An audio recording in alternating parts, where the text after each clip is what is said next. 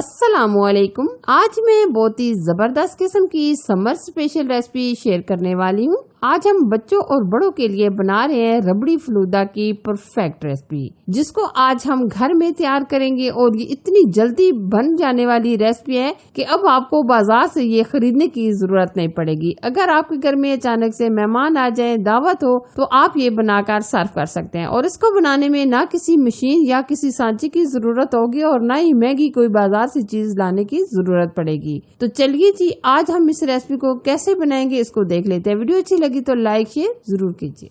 एकदम परफेक्ट, बाजार से कई गुना अच्छा रबड़ी फालूदा बनाने के लिए सबसे पहले हम ये ब्रेड के तकरीबन 4 से 5 स्लाइस लेंगे। अब हम इस तरीके से मिक्सी जार के अंदर हम ये छोटा छोटा टुकड़ों में तोड़कर डालेंगे। तो अब हम इसमें ऐड करेंगे आधा कप के करीब मिल्क। अब हम अच्छे तरीके से फाइन ग्राइंड कर लेंगे। अब हम लेंगे 1 लीटर के करीब मिल्क। ये हमने फुल फैट दूध लिया है। अब हमने ये जो ब्रेड है इसको अच्छे तरीके से ग्राइंड कर लिया है, ये हम ऐड कर देंगे दूध के अंदर। और अब हम इसको पकाएंगे।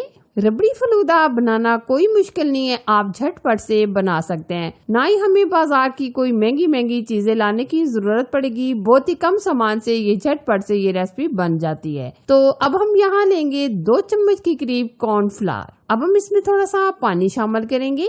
कॉर्नफ्लावर डालने का मकसद ये है कि ये दूध एकदम थिक और गाढ़ा हो जाए। अगर आप यहाँ कॉर्नफ्लावर नहीं ऐड करना चाहते तो आप मिल्क पाउडर भी ऐड कर सकते हैं। अब हम अच्छे तरीके से इसको मिक्स कर लेंगे। जैसे ही इसको बॉयल आएगा तो हम इसमें कॉर्नफ्लावर जो हमने पानी के अंदर मिक्स किया था वो ऐड कर देंगे।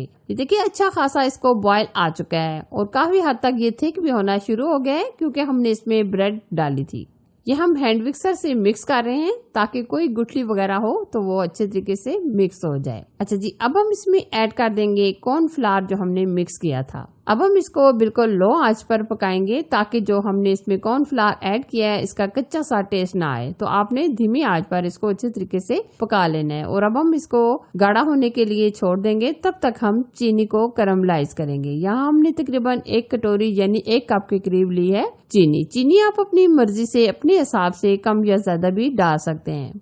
चीनी को हम कैरामलाइज करेंगे, बहुत ज्यादा भी हम डार्क कलर नहीं करेंगे। जैसे ही चीनी मेल्ट हो जाएगी तब तक हम इसको पकाएंगे। चीनी कैरामलाइज करके अगर हम डालते हैं तो इससे बहुत ही प्यारा सा अमेजिंग सा कलर आ जाता है। कुछ लोग मीठा कम पसंद करते हैं, कुछ लोग तेज पसंद करते हैं। आप मीठा अपने हिसाब से डालिएगा। ये देखिए हमने चीनी को कैरामलाइज कर लिया है। तो अब हमने ये जो दूध अच्छे तरीके से गाढ़ा कर लिया इसके अंदर हम शामिल कर देंगे। इतनी मजेदार और इतनी जबरदस्त ये खुशबूदार रबड़ी हमारी तैयार हो रही है कि आप इसका कलर चेक करें। माशाल्लाह बहुत ही परफेक्ट इसका कलर आ गया है। और यहाँ मैं आपको ये भी बताना चाहूंगी कि आप इस तरीके से ये बैटर को जमा कर आइसक्रीम की शक्ल में भी इसको कटिंग करके फालूदे के अंदर डाल सकते हैं। लेकिन अगर आपके पास कम वक्त हो तो आप इस तरीके से ये रबड़ी फलूदा बनाकर झटपट से तैयार कर सकते हैं। आप वीडियो को कंप्लीट देखिएगा, इंशाल्लाह ये रेसिपी आपको बहुत ज्यादा पसंद आएगी। काफी हद तक ये देखिए बैटर हमारा थिक हो चुका है, लेकिन अभी हम इसको मजीद 2 से 3 मिनट पकाएंगे। कुछ हम इसमें ड्राई फ्रूट ऐड कर देंगे। हम इसमें कुछ कटे हुए बादाम और कटे हुए पिस्ते डाल देंगे। इससे फ्लेवर भी अच्छा हो जाएगा और टेस्ट भी बढ़ जाएगा। अच्छा जी,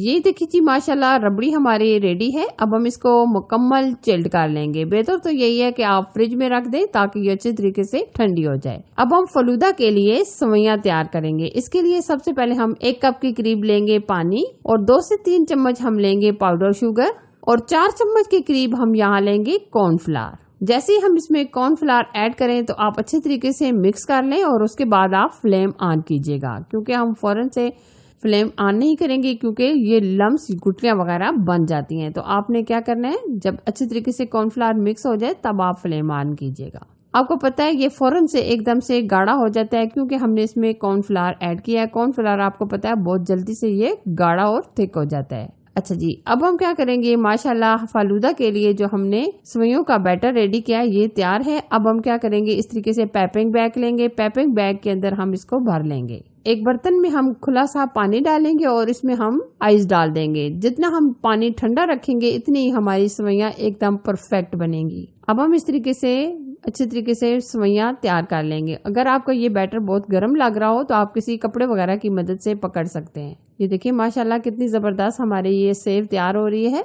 ये देखिए तकरीबन हमने 5 से 7 मिनट रख दी थी और अच्छे तरीके से ये सेव हमारी रेडी है। ये देखिए माशाल्लाह एकदम परफेक्ट। शर्त ये है कि ये एकदम पानी चिल्ड होना चाहिए। ये देखिए माशाल्लाह हमारी सेव तैयार है। अब हम इसको अलग बर्तन में निकाल लेंगे। ये देखिए सेव हमारी मजेदार सी रेडी है। तो अब हम क्या करेंगे, फालूदा को तैयार करेंगे। हम ये गिलास में बना रहे हैं, आप किसी बर्तन वगैरह में बनाना चाहे तो बना सकते हैं। अब हम गिलास के अंदर थोड़ी थोड़ी ये सेव डालेंगे। ये उसके बाद हमने ये रबड़ी एकदम चिल्ड कर लिया है। ये भी हम एक एक स्कूप गिलास के अंदर डालेंगे। ये हमने तुख मलंगा लिया था जो हमने तकरीबन 10 मिनट पहले भिगो के रख दिया था। ये हमने सिर्फ और सिर्फ 1 चम्मच लिया था।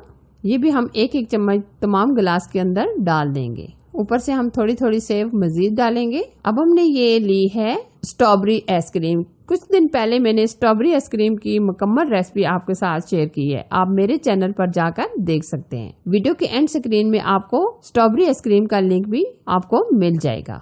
ये हमने ऊपर से फिर दुख मलंगा थोड़ा थोड़ा डाल दिया है और अब हम इसमें डालेंगे चॉकलेट जो हमने कद्दूकश कर ली है। कुछ लोगों को चॉकलेट का फ्लेवर पसंद है तो आप चॉकलेट कद्दूकश करके डाल सकते हैं। अब हम इसमें गार्निश के लिए कुछ कटे हुए बादाम और पिस्ते भी डाल देंगे। गार्निश आप अपनी मर्जी से रूह अफ़ज़ा से करें या किसी चीज से आप गार्निश कर सकते हैं। मेन चीज होती है रबड़ी और सेव। देखिए माशाल्लाह अमेजिंग जबरदस्त हमारा रबड़ी फालूदा 8 से 10 मिनट के अंदर रेडी है। फाइनली अगर आपको ये रेसिपी अच्छी लगी तो लाइक कीजिए, शेयर कीजिए और अगर आपने अभी तक चैनल को सब्सक्राइब नहीं किया तो चैनल को जरूर से सब्सक्राइब कीजिएगा ताकि मैं आपके साथ इसी तरह अमेजिंग और नई रेसिपी शेयर करती रहूं। Thanks for watching. Allah Hafiz.